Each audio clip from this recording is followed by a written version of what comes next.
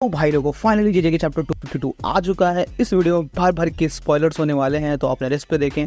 बाकी ज़्यादा time waste ना करते हुए वीडियो को स्टार्ट करते हैं। लास्ट चैप्टर में हमने देखा था कि भाई साहब हमारा पूसा काबे कट चुका था और मिमी का भाई उसे बचाने के लिए आया था, यानी उसको हील करने के लिए ले जाने के लिए आया था। लेकिन सुकुना उसके पीछे आके उसको बोलता है कि भाई तू मुझे कुछ ज़्यादा ही परेशान कर रहा है, और उस पर हमला करने की कोशिश भी करता है और अपने स्लैशेस को भी छोड़ देता है।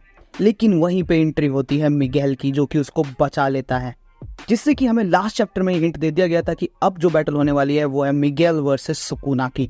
और सिर्फ मिगेल अकेला नहीं है, मिगेल के साथ साथ ये बंदा या फिर वो बंदी या जो भी है भाई, अगर तुम्हें इसका नाम पता है तो मुझे कमेंट में एक बार जरूर से बताना। और जिसने ये सब शुरू किया था, यानी कि अपना गेतो या फिर हम कहीं केंजा को, उसी के फॉलोवर्स इस चीज को खत्म करने के लिए आए हुए थे। और इसके बाद हमें थोड़ा सा पास दिखाया जाता है, जिसमें कि इस फाइट से पहले की चीजें डिसाइड की जा रही थी, जिसमें कि मिगेल तो भाई साफ मना कर देता है सुकुना से लड़ने के लिए।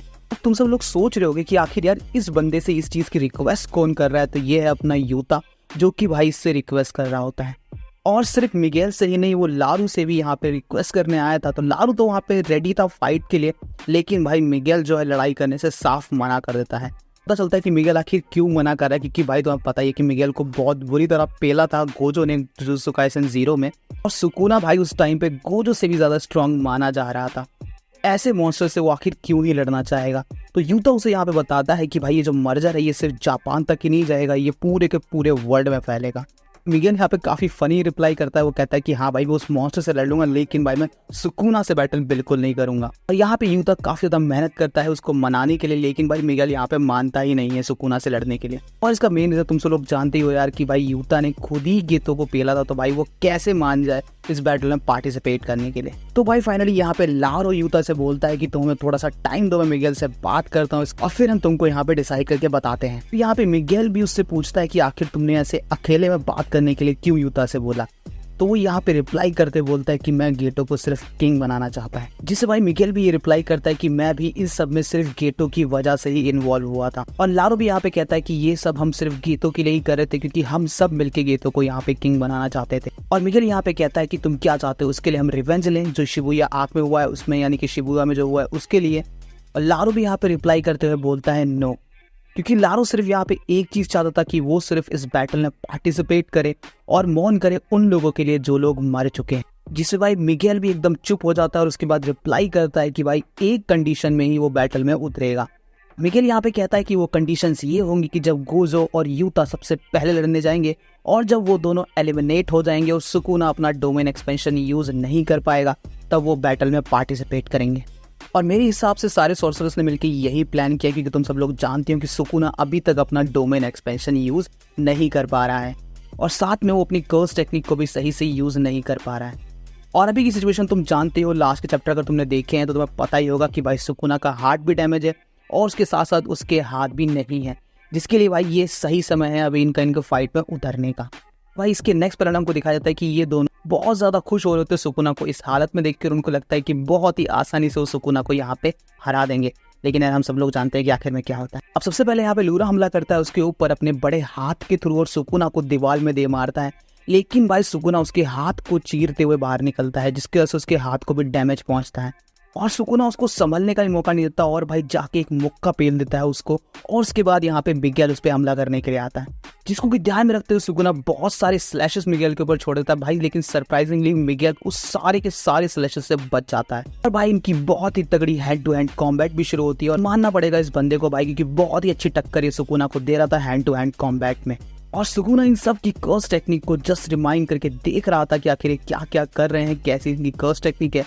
और उसके बाद नेक्स्ट पैनल में हमको सुकुना हंसते हुए दिखता है। भाई इन सब की हमें टेक्निक दिखाई जाती है, यानी मिगेल और लारू की दोनों की टेक्निक दिखाई जाती है। इसमें सबसे पहले लारू की टेक्निक आती है जिसका नाम है हार्ट कैच, कि किसी भी तरीके के टारगेट को जो कि अभी सराउंडिंग में है उसको पकड़ सकती है। यानी अगर छोटे छोटे बड़े बड़े शब्दों में बोले तो ये बंदा अपने हाथों को बहुत बड़ा कर सकता है, दैट्स इट। लेकिन इस टेक्निक में सबसे अच्छी बात ये है कि भाई वो इन हाथों को कितनी भी बार क्रिएट कर सकता है। और अगर हम बात करें मिगेल की टेक्निक की, तो मिगेल की टेक्निक है हकुना मटाट की जो कर्स टेक्निक है वो है हकुना लान। और इस टेक्निक का यूज करके मिगेल की जो फिजिकल बॉडी है वो और ज्यादा इनहेंस हो जाती है, यानी कि उसकी फिजिकल बॉडी और ज्यादा ताकतवर हो जाती है। अब तुम्हें क्या लगता है कि टेक्निक बेकार है? नहीं भाई, ये बहुत ज्यादा यूजफुल टेक्निक है, जिसमें कि पास की ग्लिम दिखाया जाता है यूता और गोजो के, जहाँ पे यूता गोजो से मिगेल की टेक्निक के बारे में पूछ रहा होता है। और यहाँ पे उसको गोजो रिप्लाई करते हुए बोलता है कि भाई जो 99% सॉर्सरर्स हैं वो जापान के हैं, लेकिन 1% जिनमें कि मिगेल आता। तुम सब लोग जानते हो कि भाई मिगेल जापान से नहीं है, इसलिए मिगेल की जो बॉडी है वो पहले से ही काफ़ी ज़्यादा इनहेंस है और उसकी जो ये कर्स टेक्निक है उसको एक और अपर हैंड दे देती है अपनी टेक्निक की वजह से और ज़्यादा बेटर परफॉर्म कर। जिस पे यूता फिर से गोजो से पूछता है कि आपके लिए भी ये खतरनाक है गोजो सेंस है, जिस पे गोजो रिप्लाई करते हुए कहता है कि भाई हाँ ये तो मैं कंफर्म नहीं कर सकता, लेकिन हाँ अगर हम दोनों रेस लगाएं तो मैं तो मैराथन जीत जाऊंगा, लेकिन मिगेल स्प्रिंटिंग में आगे निकल जाएगा। इससे हमें पता चलता है कि भाई मिगेल कितना ज़्यादा पावरफुल है और ये बात भाई सुकुना को पता चल जाती है। और अगले पैनल में हम देखते हैं कि मिगेल ने एक जोरदार पंच मारा है सुकुना को, जिससे सुकुना को रियलाइज होता है उसकी पावर के और स्प्रिंटिंग के बारे में। इसके बाद हम देख पाते हैं कि सुकुना को पीछे से एक प्रेजेंस भी महसूस हो रही थी, जिसके बाद भाई हम देखते हैं ब्लड मैनिपुलेशन का अटैक सुकुना के ऊपर। और ये अटैक किया था हमारे चोजो ने। जी हाँ भाई, फाइनली अपना चोजो बैटल में वापस आ चुका है, लेकिन यार काउंटर अटैक में सुकुना का एक स्लैश भी खा लेता है। अभी तो आया भाई, थोड़ा तो लड़ने दो यार चोजो को, भाई पहले ही खत्म कर दोगे। और उसके बाद फिर से हम देख पाते हैं कि सुकुना के ऊपर एक और अटैक किया है, जो कि किया है भाई यूजी ने, और वो उससे ऊपर से कूद के हमला करता है उसके ऊपर। लेकिन सुकुना जैसे तैसे उस अटैक से बचने की कोशिश भी करता है और बच भी जाता है। और तुम्हें बताइए भाई सुकुना अपना यूजी को कहाँ छोड़ता है। यूजी को देखते ही वो बोलता है कि यार तू फिर से आ गया। यहाँ पे हमें काफी इंपॉर्टेंट चीज बताई जाती है कि सुकुना को अपने वर्ल्ड स्लैश छोड़ने के लिए अपने हैंड से हैंड साइन का यूज करना पड़ता है, जिसके बाद वो अपने स्लैशेस को छोड़ पाता है। लेकिन जैसे कि तुम लोग जानते हो, लास्ट चैप्टर जो हमने देखा था जहाँ पे गोजो और सुकुना की बैटल चल रही थी, वहाँ पे गोजो ने जब होलो पर्पल सुकुना मारा था तो सुकुना के दोनों हाथ कट गए थे, इवन तीसरा हाथ भी उसका इंजर्ड हो चुका था। और तुम सब लोग सोच रहे होगे कि यार फिर ऐसी हालत में आखिर सुकुना ने स्लैशेस को छोड़ा कैसे, तो इसका आंसर है वाइंडिंग वो। सुकुना ने इस फाइट से पहले एक ऐसा वाइंडिंग वो कर रखा था जिससे कि वो बिना हैंड साइन के भी अपने वर्ल्ड स्लैशेस को छोड़ सके। लेकिन इस बाइंडिंग बो में भाई साहब ये हुआ था कि सुकुना अब जब भी वर्ल्ड कटिंग स्लैश सुकुना को छोड़ने होंगे तो उसको भाई चैंटिंग भी करनी पड़ेगी, अपने हैंड साइन का यूज भी करना होगा, और उसके साथ साथ उसे जहाँ पे वर्ल्ड कटिंग स्लैश छोड़ना है वहां पर उसे अपने हैंड को रखना भी, यानी कि उस दिशा में उसको अपने हैंड्स को रखना होगा ताकि वो अपने वर्ल्ड कटिंग स्लैशेस को छोड़ सके। और इससे फाइनली हम ये जान पाते हैं कि भाई अगर गोजो ने वो कटिंग स्लैश नहीं खाया होता तो अब तक ये सारे लोग ऊपर पहुंच चुके होते। और हमें एक और सरप्राइजिंग एंट्री देखने को मिलती है जो कि होती है माकी की, जो कि सीधा आके अटैक करती है सुकुना के ऊपर। और इस सरप्राइज अटैक के थ्रू माकी जो है सुकुना का जो दूसरा हाथ है उसको काट भी देती है। और यही मौका देख के यूजी उस पर हमला करने की कोशिश करता है और साथ ही में ये सोच रहा होता है कि भाई अभी सुकुना का जो कर्स टेक्निक आउटपुट है काफ़ी स्लो है, उसका एक हाथ कट चुका है तो वो हैंड साइन का यूज़ नहीं कर पाएगा, तो यही सही मौका है उस पर हमला करने का। और यहाँ पे यूजी ये भी सोच रहा होता है कि अगर वो एक साथ मिलकर सुकुना पे अटैक करे तो ये सही मौका है सुकुना को हराने का। कि इसके बाद हमें सुकुना फिर से सरप्राइज करता है और लारियो के ऊपर भाई एक जोरदार ब्लैक फ्लैश मार देता है, जिसके बाद भाई लारियो की हालत बहुत ही ज़्यादा खराब हो जाती है।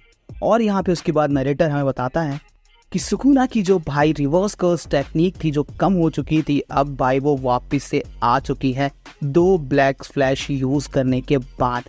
यानी कि भाई इन ब्लैक फ्लैश से सुकुना को ऐसा फ़ायदा हुआ कि उसकी रिवर्स कर्स टेक्निक वापस से उसके पास आ चुकी है। अब भाई देखो यार जीजीके मुझे पता नहीं क्या चल रहा है भाई, जो भी कैरेक्टर आता है वो कट के जाता है सुकुना से, और भाई सुकुना हर बार और ज़्यादा पावरफुल होके या और ज़्यादा पावरफुल अटैक करता है, जो कि भाई हमने बिल्कुल सोची ना होगी। अब भाई किसी भी तरीके से मैं चाहता हूँ यार या तो गोजो का कमबैक करा दो या फिर सुकुना की जो रिवर्स कर्स टेक्निक है ये वापस से उसके पास ना आ जाए, नहीं तो भाई वो एक ही बारी में इन सबका खेल खत्म कर देगा। बाकी तुम बताओ तुम्हें क्या लगता है कि गोजो को वापस आना चाहिए, अगर हाँ तो बस कमेंट बता दो तुम्हारे भाई को। बाकी मिलते हैं अगले चैप्टर के साथ, तब तक के लिए